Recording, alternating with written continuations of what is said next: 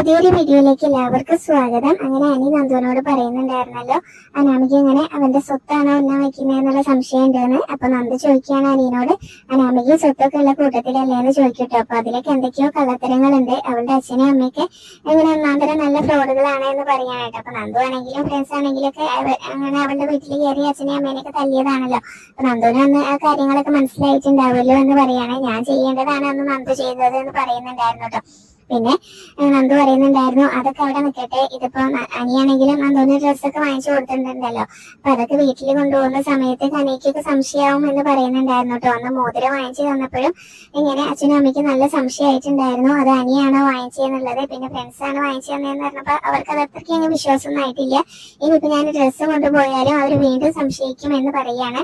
അപ്പൊ അനി പറയുന്നുണ്ടായിരുന്നു, എന്നാ പിന്നെ ഞാൻ നമ്മുടെ ഫ്രണ്ട്സിനെ വിളിച്ച് പറഞ്ഞിട്ട് അവരോട് സംസാരിപ്പിച്ചോളാം, അച്ഛനും അമ്മയ്ക്കും സംശയം തോന്നുകയാണെങ്കിൽ എന്ന് പറയുമ്പോ നന്ദു പറയുന്നുണ്ടായിരുന്നു, അങ്ങനെ ബുദ്ധിയില്ലാത്ത ആളുകളൊന്നല്ല എന്റെ അച്ഛനും അമ്മയും, അവർക്ക് അതൊക്കെ മനസ്സിലാവും എന്ന് പറയാണ് കേട്ടോ.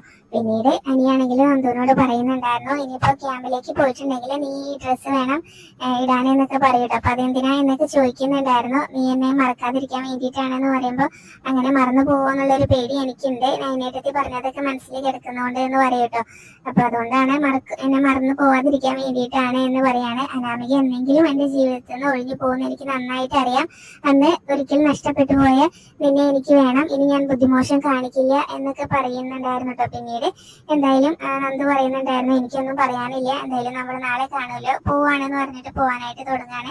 അപ്പോ നന്ദു ആണെങ്കിലും മനസ്സിലിങ്ങനെ ഓർക്കുന്നുണ്ടായിരുന്നു കേട്ടോ, ചേച്ചി പറഞ്ഞതെല്ലാം മനസ്സിൽ കിടക്കുകയാണ്, പക്ഷെ അനീനെ പിണക്കാനും പറ്റുന്നില്ല, അനീനെ പിണക്കിയിട്ടുണ്ടെങ്കിൽ അവൻ എന്തേലും സംഭവിക്കുക എന്നുള്ള പേടിയും കൂടെ ഉണ്ട്, വല്ലാത്തൊരു ഇതാണല്ലോ ഭഗവാനെ എന്നൊക്കെ പറഞ്ഞ് അവിടെ നിന്നിട്ട് ഇങ്ങനെ ആകെ ടെൻഷൻ ആവുന്നുണ്ടായിരുന്നേ. പിന്നീട് ദേവയാനിയാണെങ്കിൽ അടുക്കളയിൽ ഭയങ്കര പാചകത്തിലാണ്. അപ്പൊ നൈന അവിടേക്ക് വരുന്നുണ്ടായിരുന്നു, ഞാനും കൂടെ സഹായിക്കാം എന്നൊക്കെ പറഞ്ഞ്. അപ്പം അതൊന്നും വേണ്ട, നന്ദുമോക്ക് ഇഷ്ടമുള്ളത് എന്താന്ന് വെച്ചാൽ പറഞ്ഞാൽ മതി, ഞാൻ അതെല്ലാം ഉണ്ടാക്കിക്കോളാം എന്ന് പറയുമ്പോൾ നൈന പറയുന്നുണ്ടായിരുന്നു, ഞാൻ ഉണ്ടാക്കുന്ന ഫുഡൊക്കെ നന്ദുവിന് ഭയങ്കര ഇഷ്ടമാണെന്ന് പറയട്ടെ. അപ്പൊ ഞാൻ ഉണ്ടാക്കുന്ന എന്താ ഇഷ്ടാവില്ലേ എന്നിങ്ങനെ ദേവയാനി ചോദിക്കുന്ന സമയത്ത്, അത് എന്ത് ചോദ്യം അമ്മ എന്തുണ്ടാക്കി കൊടുത്താലും അവള് കഴിക്കുമെന്ന് പറയാണ്. അപ്പൊ നന്ദുവിന് ഇഷ്ടമുള്ളതൊക്കെ പറഞ്ഞാൽ മതി, ഞാൻ ഉണ്ടാക്കിക്കോളാം എന്ന് പറയാണ്. അപ്പൊ ഞാനും കൂടി സഹായിച്ചുകൊണ്ട് എന്താ അമ്മയെ കുഴപ്പം, അമ്മ ഞങ്ങൾക്കും കൂടി ജോലിയൊക്കെ പകുത്ത് തരണം എന്നൊക്കെ പറയുന്നുണ്ടായിരുന്നു. അപ്പൊ അതൊന്നും വേണ്ടാന്നാണ് കേട്ടോ ദേവയാനി പറയുന്നത്. നീയും ആദർശമൊക്കെ കഴിച്ചിട്ട് നല്ല അഭിപ്രായം പറയുന്നതാണ് എനിക്ക് സന്തോഷം എന്ന് പറയാണ്. അപ്പോഴേക്കും ആദർശ് അവിടേക്ക് വരുന്നുണ്ടായിരുന്നേ. ആദർശ് ചോദിക്കും, രണ്ടുപേരും കൂടെ ഒരുമിച്ച് അടുക്കളയിൽ കയറിയോ എന്ന് ചോദിക്കും. അപ്പൊ ദേവയാനി എന്നത്തെയും പോലെ തന്നെ ദേഷ്യപ്പെട്ടുകൊണ്ട് തന്നെയാണ് കേട്ടോ പറയുന്നത്, ഇന്ന് ഇവളുടെ അനിയത്തി ഇങ്ങോട്ട് വരുന്നുണ്ടെന്ന് പറഞ്ഞില്ലേ, ഇനിയിപ്പൊ അവൾക്ക് ഇഷ്ടപ്പെട്ടതൊന്നും ഉണ്ടാക്കി വെച്ചില്ലെങ്കിൽ ഇവള് വീട് വിട്ട് പോയാലോ എന്ന് ആ സ്ഥിരം ഡയലോഗ് തന്നെയാണ് കേട്ടോ പറയുന്നത്.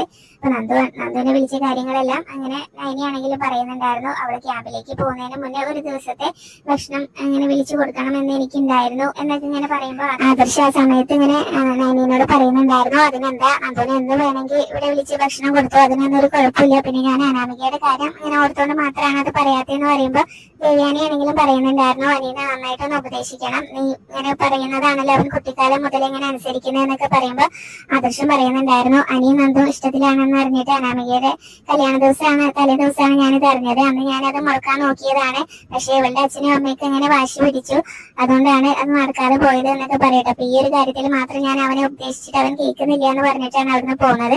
പിന്നീട് നൈന പറയുന്നുണ്ടായിരുന്നു, അമ്മ അങ്ങനെ വിഷമിക്കൊന്നും വേണ്ട, ഞാൻ നന്ദുവിനോട് ഇതായിട്ട് തന്നെ പറഞ്ഞിട്ടുണ്ട്, അതുകൊണ്ട് ഇനിയിപ്പോ അനി അവളിലേക്ക് ഇങ്ങനെ അടുത്താലും അവള് ഒഴിഞ്ഞു മാറി പോയിക്കോളും എന്ന് പറയാണ് കേട്ടോ. പിന്നീട് നന്ദു ആണെങ്കിൽ അനന്തപുരിയിലേക്ക് പോകാൻ വേണ്ടി റെഡി ആയിക്കൊണ്ടിരിക്കുകയാണ്. അപ്പൊ കനക അവിടേക്ക് വന്നിട്ട്, ആഹാ ഇത് നല്ല ഡ്രസ്സാണല്ലോ, ഇത് നീ എപ്പോ എടുത്തു എന്നൊക്കെ ചോദിക്കുകയാണ്. അപ്പൊ ഞാൻ അമ്മേനോട് പറഞ്ഞില്ലേ ഇതെന്റെ ഫ്രണ്ട്സ് വാങ്ങിച്ചു തന്നാണ് എന്നൊക്കെ പറയുമ്പോ കനയ്ക്കാണെങ്കിലും ആകെ സംശയമാണ് കേട്ടോ, നന്ദൂട്ട നീ കള്ളം പറയുന്നുണ്ടോ, ഇതൊക്കെ അനി വാങ്ങിച്ചു തന്നാണോ എന്ന് എനിക്ക് നല്ല സംശയമുണ്ട്, അന്നൊരു ദിവസം മോതിരമായിട്ട് വന്നു, അപ്പൊ അതൊക്കെ ഇങ്ങനെ പറയുന്ന സമയത്ത് അനിയുടെ സംഭാവനയാണോ ഇത് എന്നുള്ള സംശയം ഞങ്ങൾക്ക് ഉണ്ട് എന്നൊക്കെ പറയുമ്പോ, അത് ഇങ്ങനെ അമ്മ അങ്ങനെയൊക്കെ എന്തിനാ വെറുതെ ചിന്തിക്കുന്നത് എന്നൊക്കെ ഇങ്ങനെ പറയാണ് കേട്ടോ. അപ്പൊ നിനക്കും ഇങ്ങനെ നൈനമോളെ പോലെ കള്ളം പറയാനൊന്നും അറിയില്ല, കള്ളം പറയുമ്പോ അതങ്ങ് മനസ്സിലാവുന്നുണ്ട് എന്നൊക്കെ ഇങ്ങനെ പറയൂ കേട്ടോ. അപ്പൊ അങ്ങനെയൊന്നുമില്ല അമ്മ, അങ്ങനെയൊന്നും വിചാരിക്കേണ്ട എന്ന് പറയാണ്. ഇനിയിപ്പോ നീ ക്യാമ്പിലേക്ക് പോയി അവിടെ എന്തൊക്കെയാ നടക്കുന്നത് എനിക്കറിയില്ല, ഇനിയിപ്പോ ഇടയ്ക്ക് അനി അവിടേക്ക് കാണാൻ വന്നാലോ എന്നൊക്കെ പറയുമ്പോ ക്യാമ്പിലേക്ക് അങ്ങനെ ആരെയും കാണാനൊന്നും വരാൻ പറ്റില്ല എന്നൊക്കെ നന്ദു പറയുന്നുണ്ടായിരുന്നു കേട്ടോ. അപ്പൊ നിങ്ങൾക്കുള്ള ഒഴിവ് ദിവസമൊക്കെ കാണുമല്ലോ പുറത്ത് ഇറങ്ങാൻ പറ്റുന്നത്, അപ്പൊ ഇവിടുന്ന് അനി അങ്ങോട്ട് വന്നിട്ടുണ്ടെങ്കിൽ ഇവിടെ ആരും അത് അറിയാൻ പോകുന്നില്ല, എനിക്കാണെങ്കിൽ അങ്ങോട്ട് വരികയും ചെയ്യാം, അവിടെ ഇങ്ങനെ എല്ലാ സ്ഥലത്തും മൂർത്തിസ് ജ്വല്ലറി ഉള്ളതാണല്ലോ എന്നൊക്കെ പറയുമ്പോ അമ്മ ഇങ്ങനെ കാട് കയറിയൊന്നും ചിന്തിക്കേണ്ട എന്നൊക്കെ പറയുന്നുണ്ടായിരുന്നു കേട്ടോ. പിന്നീട് കനകയാണെങ്കിലും പറയുന്നുണ്ടായിരുന്നു, നീ ഞങ്ങളുടെ കണ്ണ് വെട്ടിച്ച് അനിയുമായിട്ട് ബന്ധം കൂടുന്നുണ്ടെങ്കിൽ അത് ഏറ്റവും കൂടുതൽ വിഷമാവുന്നത് നിന്റെ നയനേച്ചിക്ക് തന്നെ ആയിരിക്കും എന്ന് പറയാണ്. പിന്നീട് നന്ദുവിനെ അനന്തപുരിയിലേക്ക് ഇങ്ങനെ ഭക്ഷണം കഴിക്കാൻ വിളിച്ചത് അവർക്കൊരു സംശയം ഉണ്ടാക്കിയിട്ടുണ്ട് കേട്ടോ. നന്ദുവിനും ഉണ്ട്, അനിയും അതുപോലെ തന്നെ നന്ദുവും കാണുന്നത് ഇഷ്ടമല്ലല്ലോ നയനയ്ക്കൊന്നും. എന്നിട്ടും അങ്ങോട്ട് വിളിച്ചത് എന്താണെന്ന് മനസ്സിലാവുന്നില്ല എന്നൊക്കെ പറയുന്നുണ്ടായിരുന്നു. അവിടെ എന്തൊക്കെയോ പ്രശ്നമുണ്ടെന്ന് മനസ്സിലായി. അപ്പൊ കനകയാണെങ്കിലും പറയുന്നുണ്ടായിരുന്നു, ഇനിയിപ്പോ ജലജേനെ തല്ലാനാണോ നിന്നെ വിളിക്കുന്നതെന്ന് എനിക്കറിയില്ല എന്ന് പറയാണ്.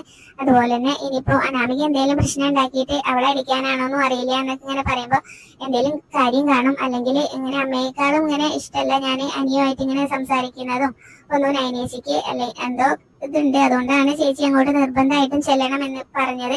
അത് മാത്രല്ല അങ്ങനെ നവിയും അങ്ങോട്ട് പോകാനായിട്ട് പറഞ്ഞിട്ടുണ്ടായിരുന്നു നന്ദുവിനോട്, എന്തോ പ്രശ്നം ഉണ്ട് എന്ന് പറയൂട്ടോ.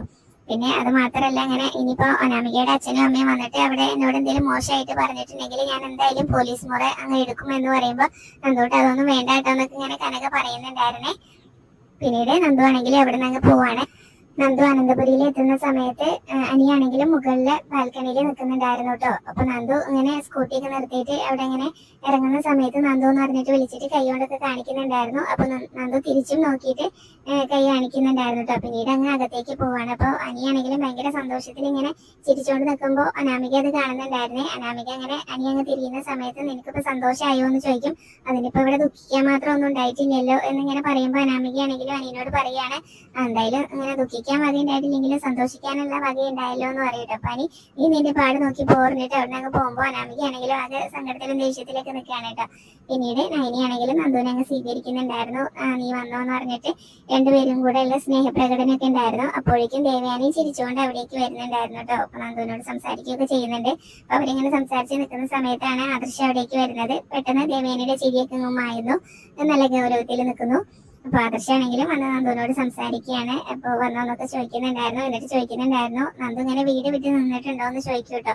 അപ്പൊ ഇതുവരെ ഒരു ദിവസം പോലും മാറി നിന്നിട്ടില്ല എന്ന് പറയുമ്പോൾ അങ്ങനെയാവുമ്പോ മോൾക്ക് ക്യാമ്പിലേക്ക് പോയിട്ടുണ്ടെങ്കിൽ വലിയ വിഷമാവുമല്ലോ മറ്റുള്ളവരെ കാണാതിരിക്കുന്നതും എന്നൊക്കെ പറയാണ്. അപ്പൊ ആ സമയത്ത് അതിന് പറയുന്നുണ്ടായിരുന്നു, ഇവള് ഫിറ്റ്നസ് ഒക്കെ ഓക്കെ ആണെന്ന് പറയൂട്ടോ. അപ്പൊ ആദർശ് പറയും, ഞാൻ ഫിറ്റ്നസിന്റെ കാര്യമല്ല പറഞ്ഞത്, ഇങ്ങനെ മറ്റുള്ളവരെ പിരിഞ്ഞിരിക്കുമ്പോൾ ആ ഒരു ബുദ്ധിമുട്ടുണ്ടാവുമല്ലോ അതുകൊണ്ടാണ് എന്നൊക്കെ പറയൂട്ടോ. അപ്പൊ നന്ദും പറയുന്നുണ്ടായിരുന്നു, എനിക്കിപ്പോ ഇങ്ങനെ പോവാനെടുത്തപ്പോ പോവേണ്ടിയിരുന്നില്ല എന്ന് തോന്നുന്നുണ്ട് എന്ന് പറയുമ്പോൾ അതിന് പറയും, എന്നാ പിന്നെ നീ പോണ്ട, നീ പോകുന്നത് അല്ലെങ്കിലും അച്ഛനും അമ്മയ്ക്കൊന്നും ഇഷ്ടമല്ല നീ ഇങ്ങനെ പോലീസ് യൂണിഫോം ഇടുന്നത് എന്നൊക്കെ ഇങ്ങനെ പറയേ. അപ്പൊ നന്ദു പറയുന്നുണ്ടായിരുന്നു, ഇനിയിപ്പോ എന്തായാലും ആഗ്രഹിച്ച ജോലി ഞാൻ വേണ്ടാന്നൊന്നും വെക്കുന്നില്ല എന്ന് പറയുന്നുണ്ടായിരുന്നു. പിന്നീട് ദേവയാനി ആണെങ്കിലും നന്ദുവിനോട് കുടിക്കാൻ എന്താ എടുക്കേണ്ടത് എന്നൊക്കെ ചോദിക്കുന്നുണ്ടായിരുന്നു കേട്ടോ. നിനക്ക് എന്താ കുടിക്കാൻ വേണ്ടതെന്ന് ചോദിക്കുമ്പോ നയന പറയും, അമ്മയ്ക്ക് ഇഷ്ടമുള്ളത് എന്തും കൊടുത്തോ അവൾ കുടിക്കുമെന്ന് പറയാണ്. അപ്പൊ ഞാൻ നിന്നോട് ചോദിച്ചില്ലല്ലോ, ഞാൻ ഇവളോടല്ലേ ചോദിച്ചതെന്ന് പറയൂട്ടോ. അപ്പൊ അതന്നെയാണ് നന്ദും പറയുന്നത്, അമ്മയ്ക്ക് ഇഷ്ടമുള്ളത് എടുത്തോ എന്ന് പറയൂട്ടോ. അപ്പൊ എന്നാ ഓറഞ്ച് ജ്യൂസ് എടുക്കട്ടെ എന്ന് ചോദിക്കുമ്പോ എന്ന് പറയുന്നുണ്ടായിരുന്നു നന്ദു. പിന്നീട് ദേവയാനി അത് എടുക്കാനങ്ങ് പോവാണ്. അതിനുശേഷം അതിന് പറയുന്നുണ്ടായിരുന്നു, മോൾ ഇങ്ങോട്ട് വന്നിട്ടില്ലായിരുന്നെങ്കിൽ ഞാൻ ഇന്ന് തോറ്റുപോയേനെ, അതുപോലെയാണ് ഇങ്ങനെ നമ്മുടെ അച്ഛനെയും അമ്മേനെയും അനാമിക ഇങ്ങനെ താറടിച്ച് കാണിച്ചത് എന്ന് പറയൂട്ടോ. അതൊന്നും ഒരു ഇങ്ങനെ മക്കൾക്കും ഇങ്ങനെ സഹിക്കാൻ പറ്റുന്ന കാര്യമല്ല ആദർശേട്ടാ എന്ന് പറയുന്നുണ്ടായിരുന്നു ആദർശിനോടാണെങ്കിലും. പിന്നീട് ആദർശ് നന്ദുവിനോട് പറയുന്നുണ്ടായിരുന്നു, മോൾക്ക് ക്യാമ്പിലേക്ക് എന്തെങ്കിലും കൊണ്ടുപോകാനുണ്ടെങ്കിൽ എന്നോട് പറഞ്ഞാൽ മതി, ഞാനതെല്ലാം വാങ്ങി വെച്ചിട്ട് അങ്ങോട്ട് എത്തിച്ചോളാം എന്ന് പറയാണ്. അപ്പൊ അതൊന്നും വേണ്ട ആദർശേട്ടാ, ഞാനെല്ലാം ഒരുക്കി വെച്ചിരുന്നതാണല്ലോ, അതിന്റെ ഇടയ്ക്കല്ലേ ചിക്കൻ ബോക്സും അതുപോലെ കേസൊക്കെ വന്നത് എന്ന് പറയൂട്ടോ. പിന്നീട് നയനിയാണെങ്കിലും നന്ദുവിനെ വിളിച്ച് അകത്തേക്ക് അങ്ങ് പോകുന്നുണ്ടായിരുന്നു. അതിനുശേഷം കാണിക്കുന്നത് ജാനകിനെയും ജലജേനെയും അനാമികേനെയും തന്നെയാണ്. അവിടെ നന്ദു വരുന്ന തന്നെയാണ് കേട്ടോ ഭയങ്കര ചർച്ചയായിട്ട് നടക്കുന്നത്.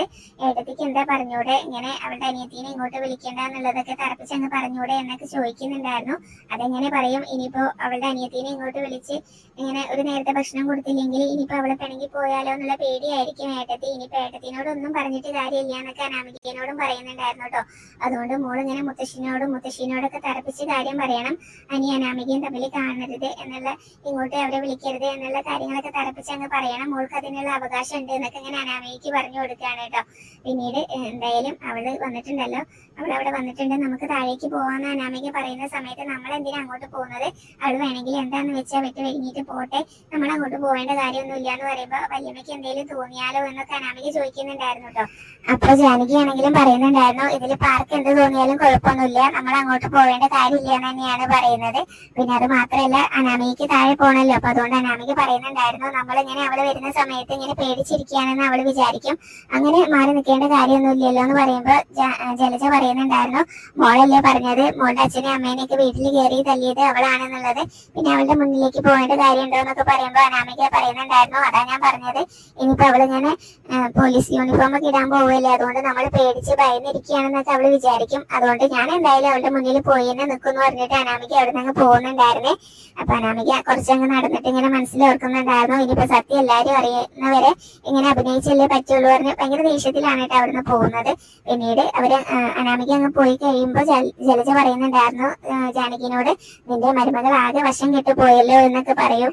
അപ്പോൾ ജാനകി ആണെങ്കിലും പറയുന്നുണ്ടായിരുന്നു അതിനെല്ലാം കാരണമാണ് അതിനെയാണ്, അവൾക്ക് എല്ലാവരെയും വിഴുങ്ങാനുള്ള ഒരു ഇതുണ്ടല്ലോ, അതുകൊണ്ടാണ് അവൾ പറയുന്നത് എല്ലാം അനുസരിച്ച് ഇപ്പൊ ഇവിടെ മറ്റുള്ളവർ ജീവിക്കുന്നത് എന്നൊക്കെ ഇങ്ങനെ പറയാണ് കേട്ടോ. എന്നെ അങ്ങ് കുറ്റപ്പെടുത്തി സംസാരിക്കുന്നുണ്ടായിരുന്നു. പിന്നീട് എല്ലാവരും ഭക്ഷണം കഴിക്കാനിരിക്കുകയാണ്. ദേവയാനിയും അനിയും ആദർശും നയനിയും നന്ദു എല്ലാവരും ഇരുന്നിട്ടുണ്ട് കേട്ടോ. അപ്പൊ നന്ദുവിനെ ആണെങ്കിലും ഇങ്ങനെ ഇടയ്ക്ക് ഇങ്ങനെ അനി നോക്കുന്നുണ്ടായിരുന്നു, ഇങ്ങനെ ചിരിച്ചോണ്ട് നോക്കുകയാണ് കേട്ടോ. അതുപോലെ തന്നെ അനിയും തിരിച്ചു നോക്കുന്നുണ്ടായിരുന്നു. അപ്പൊ ആദർശ് ചോദിക്കും അനാമിക എവിടെയെന്ന് ചോദിക്കുന്നുണ്ടായിരുന്നു. അപ്പോഴേക്കും അനാമിക എവിടേക്ക് വരുമ്പോ അതാ മോള് വന്നല്ലോ എന്ന് പറയും. അപ്പൊ അനാമികയാണെങ്കിലും വന്ന് അവിടെ ഇങ്ങനെ നിൽക്കുകയാണ് കേട്ടോ. അപ്പൊ നയനിയാണെങ്കിലും നന്ദുവിന് ഭക്ഷണം വിളമ്പി കൊടുക്കാൻ വേണ്ടി ഇങ്ങനെ കണ്ണുകൊണ്ട് ഇങ്ങനെ കാണിക്കുന്നുണ്ടായിരുന്നേ. അപ്പൊ ദേവയാനി അനാമികനോട് ഇരിക്കാനായിട്ട് പറയുന്നുണ്ടായിരുന്നു. അപ്പൊ ഞാനെന്നും ഇവിടെ ഇരുന്ന് ഭക്ഷണം കഴിക്കല്ലേ എന്ന് ഞാൻ വിളമ്പി തരാന്ന് പറഞ്ഞിട്ട് ആദ്യം ദേവയാനിക്ക് വിളമ്പി കൊടുക്കുന്നുണ്ടായിരുന്നു. പിന്നീട് നന്ദുവിനും അങ്ങ് വിളമ്പി കൊടുക്കാനായിട്ട് നയനെ കണ്ണുകൊണ്ട് കാണിച്ചല്ലോ, അതുകൊണ്ട് തന്നെ നന്ദുവിനും വിളമ്പി കൊടുക്കണം. അപ്പൊ പറയുന്നുണ്ടായിരുന്നു ഇന്ന് നന്ദു ഇവിടുത്തെ അതിഥിയല്ലേ, അതുകൊണ്ട് ഞാൻ ഇവളോട് എപ്പോഴും ദേഷ്യമായിട്ടല്ലേ പെരുമാറാറുള്ളത്, ഇന്ന് ഇതോടുകൂടി അങ്ങ് ഇതൊക്കെ അങ്ങ് മാറട്ടെ എന്ന് പറഞ്ഞിട്ടാണ് കേട്ടോ ഭക്ഷണം വിളമ്പി കൊടുക്കുന്നത്. അപ്പൊ നന്ദു വേണ്ട ഞാൻ വിളമ്പിക്കോളാം എന്നൊക്കെ പറയുമ്പോഴും ഞാനിങ്ങനെ തറപ്പിച്ച് അങ്ങനെ അനാമികനെ നോക്കുമ്പോൾ ഞാൻ വിളമ്പി തരാന്ന് പറഞ്ഞിട്ട് വിളമ്പി കൊടുക്കുകയാണ്. എന്നിട്ട് പിന്നീട് അനിയുടെ അടുത്ത് വന്നിരിക്കുന്നുണ്ടായിരുന്നു കേട്ടോ. അപ്പൊ ദേവേനി ഇങ്ങനെ അനാമിക വിളമ്പി കൊടുക്കാന്ന് പറയുമ്പോൾ പറയുന്നുണ്ടായിരുന്നു ഇവൾക്ക് ഇവളുടെ ചേച്ചി വിളമ്പി കൊടുത്തോളൂല്ലോ, മോളിങ്ങനെ അനിയുടെ അടുത്ത് ഇരുന്ന് ഭക്ഷണം കഴിക്കല്ലേ വേണ്ടത് എന്ന് പറയുന്നുണ്ടായിരുന്നു. അപ്പൊ അനാമികയാണെങ്കിലും നന്ദുവിനോടുള്ള ദേഷ്യം മാറ്റി വിളമ്പി കൊടുക്കാന്ന് പറയുമ്പോൾ ആദർശ് പറയുന്നുണ്ടായിരുന്നു അത് നല്ല കാര്യം തന്നെയാണ് എന്ന് പറയൂട്ടോ. പിന്നീട് നന്ദുവിന് ഭക്ഷണമൊക്കെ വിളമ്പി കൊടുത്തിട്ട് അനിയുടെ അടുത്ത് ചെന്നിരിക്കുന്നുണ്ടായിരുന്നു അനാമിക. അപ്പൊ നയനിയാണെങ്കിലും അനാമികയുടെ മുഖത്തേക്ക് അങ്ങ് നോക്കുകയാണ്. അനിയാണെങ്കിലും നന്ദുവിനെയാണ് നോക്കുന്നത്, നന്ദു തിരിച്ചു നോക്കുന്നുണ്ടായിരുന്നു. അനാമികയ്ക്ക് ഇതൊക്കെ കാണുമ്പോൾ ആകെ ദേഷ്യമൊക്കെ വരുന്നുണ്ടായിരുന്നു കേട്ടോ. പിന്നീട് ആദർശാണെങ്കിലും നന്ദുവിനോട് പറയുന്നുണ്ടായിരുന്നു ട്രെയിനിങ് കഴിഞ്ഞ് അടുത്ത എവിടെയെങ്കിലും പോസ്റ്റിംഗ് വേണമെങ്കിൽ ഇങ്ങനെ പറഞ്ഞാൽ മതി, മുത്തശ്ശൻ ഇങ്ങനെ DGP ഉൾപ്പെടെ പലരുമായിട്ട് നല്ല അടുത്ത ബന്ധമുണ്ട് എന്ന് പറയുമ്പോൾ നന്ദു പറയുന്നുണ്ടായിരുന്നു എനിക്ക് റെക്കമെൻഡേഷൻ ഒന്നും വേണ്ട ആദർശമായിട്ടാണ്, അപ്പൊ ഞാൻ ഇങ്ങനെ ഒരു മറുപടി തന്നെയാണ് പ്രതീക്ഷിച്ചത്, അങ്ങനെ തന്നെയാണ് വേണ്ടത്. എന്നാലും നന്ദുവിന്റെ അച്ഛനും അമ്മയ്ക്കൊക്കെ ഇങ്ങനെ ഭയങ്കര ടെൻഷനുണ്ട് നന്ദു ഇങ്ങനെ പോലീസ് ഓഫീസർ ആവുന്നതില്, അതുകൊണ്ട് ദൂരേക്കൊന്നും പോകണ്ട, അടുത്ത് എവിടെയെങ്കിലും കിട്ടിയാൽ നല്ലതല്ലേ എന്ന് പറയുന്നുണ്ടായിരുന്നു കേട്ടോ.